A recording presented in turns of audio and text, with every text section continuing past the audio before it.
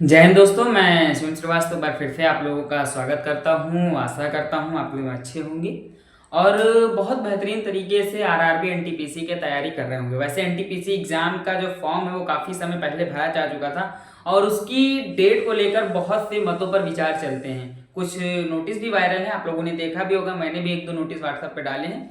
क्या उनमें सच्चाई है, कितनी सच्चाई है, वो सारी चीज़ें मैं बता दूंगा लास्ट तक। वीडियो ध्यान से लास्ट तक देखिए। ठीक है, आपको पता है कि आरआरबी एनटीपीसी अपने आप में एक बहुत बड़ा एग्जाम है। ग्रुप डी के बाद ग्रुप डी में लगभग 1.23 फॉर्म भरे गए हैं और इसमें लगभग 1,21,00,000 के समथिंग फॉर्म भरे गए। तो दोनों ही फॉर्म समान है पर पदों में अंतर है। ग्रुप डी में आपके पास 32,000 प्लस पद हैं और इसमें आप लोगों के केवल 11,000 प्लस पद है टोटल मिलाकर, जिसमें ग्रेजुएट और अन ग्रेजुएट के अलग अलग हैं। ठीक है, वो सारी जानकारी मैं आपके साथ साझा करूंगा। एग्जाम डेट मैं आज आपको बताने वाला हूं, तो चीजें ध्यान से देखना। एक नोटिस है, वायरल तो है, फेक तो है, पर उसमें बहुत सी चीजें हैं जो हकीकत है, जो सही है। ठीक है, मैंने इससे पहले एक वीडियो बनाई थी, आप लोगों ने शायद नहीं नोटिस किया होगा। मैंने उसमें बताया था कि आरआरबी एनटीपीसी, मैं लिंक डिस्क्रिप्शन बॉक्स में लगा दूंगा। बार बार उन चीजों को लिखने में टाइम वेस्ट होता है। उसमें मैंने ये दिखाया था कि जून, प्रूफ भी किया था। मैंने बताया था कि भाई देखो, आप लोगों का एग्जाम कौन ले रहा है? टीसीएस ले रहा है। टीसीएस इस साल बिजी है, लेकिन एक ऐसा समय है जून मई जून के बीच में जहां पे टीसीएस फ्री है। और जब टीसीएस को कोई बड़ा एग्जाम लेना होता है तो डबल एग्जाम का लोड नहीं लेती, क्योंकि उसको एग्जाम लीक प्रूफ कराने होते हैं, इसलिए वो डबल एग्जाम का प्रेशर नहीं लेगी। जब डबल एग्जाम का प्रेशर नहीं लेगी तो मई और जून ही उसके पास इस साल में ऑप्शन है, अन्यथा उसके पास ऑप्शन नहीं है। ठीक है, आवेदन 1,21,00,000 के समथिंग हुआ था। तो जो वायरल नोटिस है उसमें एक डेट दिखाई जा रही है 21 जून। कितनी दिखाई जा रही है? 21 जून। नोटिस मैंने व्हाट्सएप पे डाल दी है, हो सकता था तो स्क्रीन में बगल में लगा दूंगा, आप लोग देख लीजिएगा। ठीक है, 21 जून इसमें दिखाई गई है। और ये जो नोटिस है वो जारी तो फेक तरीके से किया गया है, बोर्ड द्वारा जारी नहीं है, बट उसमें जो डेट बताई गई 21 जून, ये मैं मान सकता हूँ 95% श्योर हो सकता हूँ कि हाँ ये डेट सही है। क्यों सही, मैं बताता हूँ। मैंने जब नोटिस में आप लोगों को बताया था, मैंने प्रूव किया था, तो जून निकल के आ रही थी। ठीक है, और मई जून के बीच में। तो हो सकता है कि 21 जून से एग्जाम कराने की प्लानिंग चल रही हो, किसी और मेंबर के द्वारा ये लीक की गई हो। हालांकि बोर्ड ने इस पे अवशिष्टि दी है कि मेरे द्वारा जारी किया गया नहीं नोटिस है, किसी फेक तरीके से जारी किया गया है। लेकिन फिर भी अगर मैं मानता हूँ 21 जून से एग्जाम होने हैं, अगर मैं मान लूँ 21 जून से एग्जाम होने हैं, तो अभी आप लोगों के पास 1.15 दिन का समय आप लोगों के पास बचा है, 1 माह 15 दिन का। ठीक है, इतने दिनों में तो आप देखो 21 दिन तो जून का पूरा पूरा, मई का पूरा पूरा 30, 20, 50, 51 दिन। अगर मैं अप्रैल को हटा भी दूं, ठीक है, अभी आधा ही अप्रैल हुआ, अगर मैं अप्रैल को हटा भी दूं तब भी आप लोगों के पास 51 दिन का समय है, 51 दिन का दक्षिणा है। ठीक है, बात करते हैं यहाँ पे जो जिस टॉपिक के लिए मैं लेकर आया हूँ आप लोगों को समझ, तो टॉपिक समझ लीजिए।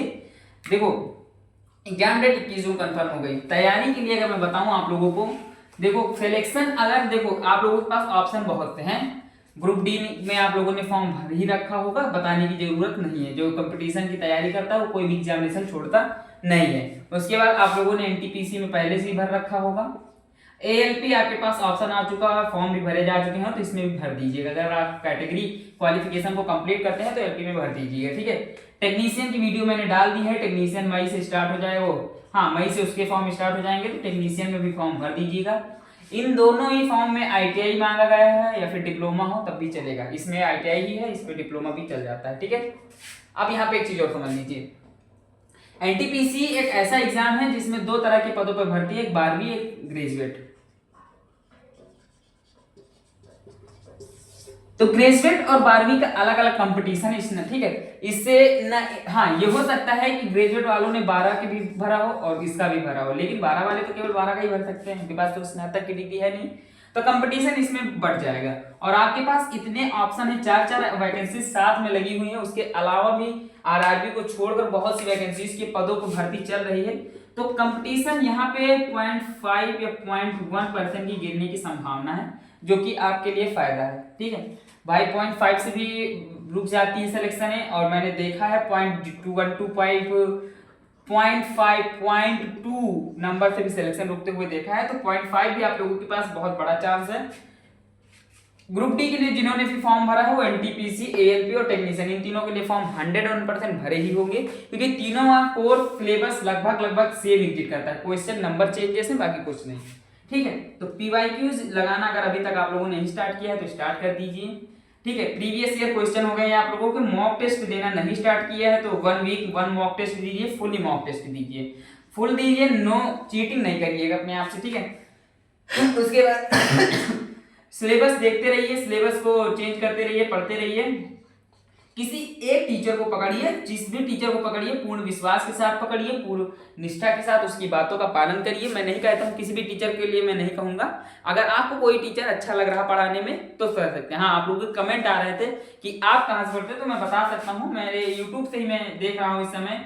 प्लेलिस्ट है नवीन शर्मा सर की, आप लोग जानते होंगे। अगर इसमें आप लोग कूदे हैं कंपटीशन में और उनका नाम नहीं जानते हैं तो ये फिर गलत है। ठीक है, इतिहास के बहुत बड़े टीचर हैं, जीके जीएस के काफी अच्छा नॉलेज रखते हैं, विचारधाराएं उनकी अच्छी हैं। अब मेन टॉपिक्स तो हो गया, पीवाईक्यूज क्लियर सभी कर लेते हैं, बता भी देते हैं। लेकिन मैंने एक चीज देखा है, आप लोगों को प्रीवियस ईयर क्वेश्चंस नहीं मिलते, प्रीवियस ईयर पेपर नहीं मिलते हैं।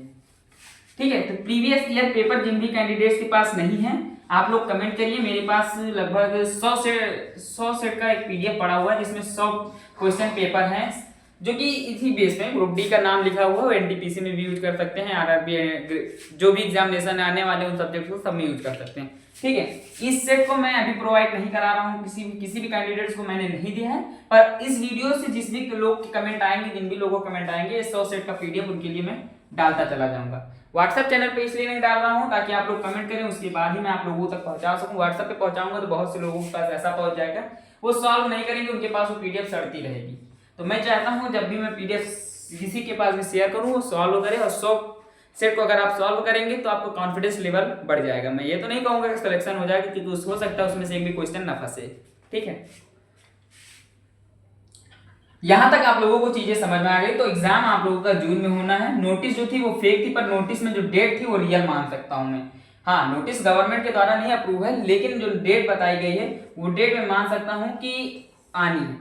मैंने 3 से 4 कारण आप लोगों को बताया है। एक ट्वीट भी चला था, उसमें भी यही चीज दिख रहा था। एक व्हाट्सएप चैनल का मैसेज था, उसमें भी यही डेट दिख रही थी। और 2-3 जगह और भी कमेंट वगैरह में मैंने जब रिसर्च किया है बहुत ज्यादा, तो उसमें भी मुझे 21 जून के समथिंग की ही डेट दिख रही थी, 15, 16, 17, 21। ठीक है, तो आशा करता हूँ, उम्मीद करता हूँ और विश्वास करता हूँ कि आप लोगों को वीडियो पसंद आई होगी। ऐसी वीडियोस लगातार चैनल पे अपलोड होती रहेंगी। मिलूंगा नेक्स्ट वीडियो में, तब तक के लिए धन्यवाद। और हाँ, कमेंट करना ना भूलिएगा, वीडियो कैसी लगी आप लोग जरूर बताइएगा।